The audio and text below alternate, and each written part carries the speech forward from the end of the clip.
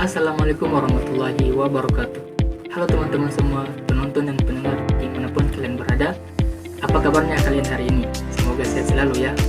Oke, perkenalkan nama saya Obi Fukron Baidin. Saya Nur Hija Rahanyaan. Saya Mawar Fakobun. Kami dari kelompok 2 Psikologi Klinis. Nah, di video kali ini kami akan membagikan kepada teman-teman semua beberapa informasi dan pengetahuan tentang nafsa. Untuk itu, jangan lupa like, komen, dan share sebanyak-banyaknya ya. Nah, tanpa berlama-lama, langsung saja ke videonya. Nafsa. Pengertian nafsa merupakan singkatan dari narkotika, psikotropika, dan bahan adiktif lainnya, baik zat alami atau sintetis. Nafsa dibagi menjadi 3 jenis, yaitu narkotika, psikotropika, dan bahan adiktif lainnya. Ketika istilah tersebut mengacu pada kelompok senyawa yang dapat menyebabkan kecanduan, contoh dari narkotika, psikotropika, demoral, dan sabu-sabu, kafein, alkohol, dan nikotin. Nah, tahukah Anda sebenarnya nafsa memiliki 2 sisi, yaitu sisi baik yang sangat bermanfaat dan sisi buruk bila disalahgunakan. Manfaat dari nafsa banyak dipakai untuk kepentingan pengobatan. Selanjutnya, dampak penyalahgunaan nafsa itu biasanya dapat menimbulkan efek negatif bagi kesehatan. Penyalahgunaan ganja itu juga dapat menyebabkan penurunan daya tahan tubuh dan memperburuk pada aliran darah. Dan kemudian penyalahgunaan nafsa itu juga dapat menimbulkan efek negatif bagi mental. Nah teman-teman, itulah tadi video tentang penjelasan mengenai pengertian dan dampak penyalahgunaan dari nafsa. Kemudian selanjutnya adalah penilaian atau asesmen tentang penggunaan nafsa.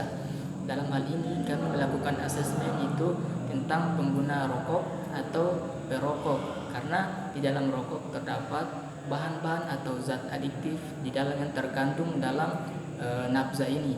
Contohnya adalah nikotin. Nah, asesmen atau penilaian yang kami lakukan pada kali ini adalah asesmen dalam bentuk wawancara, di mana wawancara di sini adalah suatu bentuk kegiatan yang dilakukan dengan cara tanya jawab atau interview dengan para responden atau subjek. Nah, di dalam pedoman wawancara yang kami lakukan ini terdapat 7 poin pedoman wawancara, yang dimana poin-poin tersebut itu terdapat butir-butir pertanyaan yang digunakan sebagai interview untuk para responden. Yang pertama di sini ada riwayat merokok. Kemudian yang kedua ada pemahaman bahaya tentang rokok. Kemudian yang ketiga adalah motivasi untuk berhenti merokok. Yang keempat adalah upaya berhenti merokok. Yang kelima adalah dukungan sosial atau dukungan daripada lingkungan sosialnya. Kemudian yang keenam adalah tantangan serta godaan-godaan yang didapatkan responden untuk merokok. Kemudian yang terakhir adalah harapan dan tujuan responden untuk berhenti merokok. Ya, yang berikutnya adalah hasil asesmen penggunaan rokok. Yang pertama yaitu responden pertama. Kami menemukan inisial is AMW. Dia berusia 20 tahun yang berstatus sebagai pelajar. Nah, dia ini memiliki pemahaman yang baik tentang bahaya rokok. Dan kemudian individu dia menyatakan bahwasanya ia memiliki motivasi yang kuat untuk berhenti merokok dengan alasan sering mengalami sakit dan sesak di dada saat merokok. Kemudian yang ketiga, individu mulai merokok pada usia 19 tahun sekitar 2-4 batang per hari. Keempat, individu mengidentifikasi bahwa ia merasa tidak tenang jika tidak merokok, seakan-akan kayak ada yang kurang. Individu mengatakan seperti itu. Kemudian yang kelima, individu menyatakan bahwa tidak ada pihak yang mendukung agar ia berhenti merokok, karena ia merokok hanya karena kemauan diri sendiri. Yang terakhir, individu mempunyai niat yang kuat untuk berhenti, namun dia belum mendapatkan dukungan daripada teman-teman dan keluarganya. Selanjutnya adalah responden kedua. ia berinisial AA, berusia 21 tahun dan berstatus sebagai pedagang. Hasilnya adalah dia mulai merokok pada saat berusia 18 tahun sampai sekarang. Ia merokok sekitar 2 batang rokok per minggu dan per bulan bisa mencapai 2 bungkus. Ia mengatakan bahwasanya seorang perokok akan berhenti merokok ketika sudah tidak ada penjual rokok. Begitu yang ia katakan. Nah, individu ini memiliki pemahaman yang baik tentang bahaya rokok terhadap kesehatan. Mereka juga menyadari risiko penyakit jantung, kanker, dan masalah pernapasan yang dapat disebabkan oleh rokok ini. Untuk itu,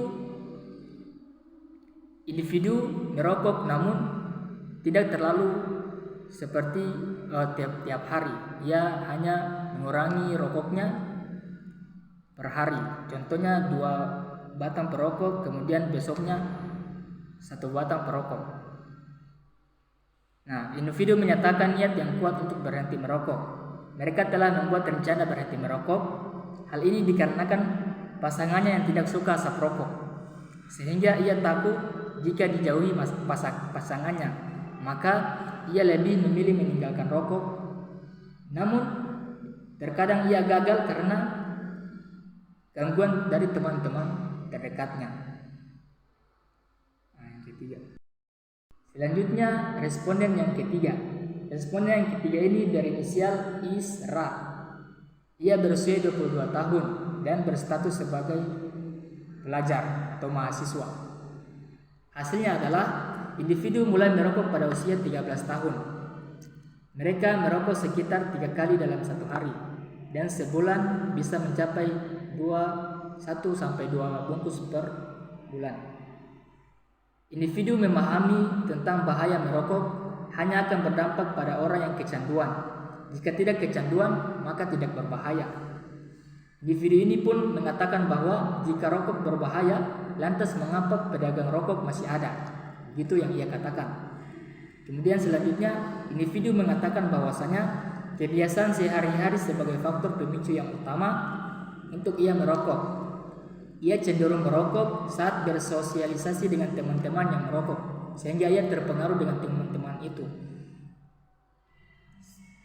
Kemudian selanjutnya, individu merasa bahwa peran orang tuanya sudah berupaya untuk mengingatkan agar ia berhenti merokok, tetapi ia tetap teguh untuk merokok, dan hasilnya ia tetap merokok sampai sekarang secara sembunyi-sembunyi.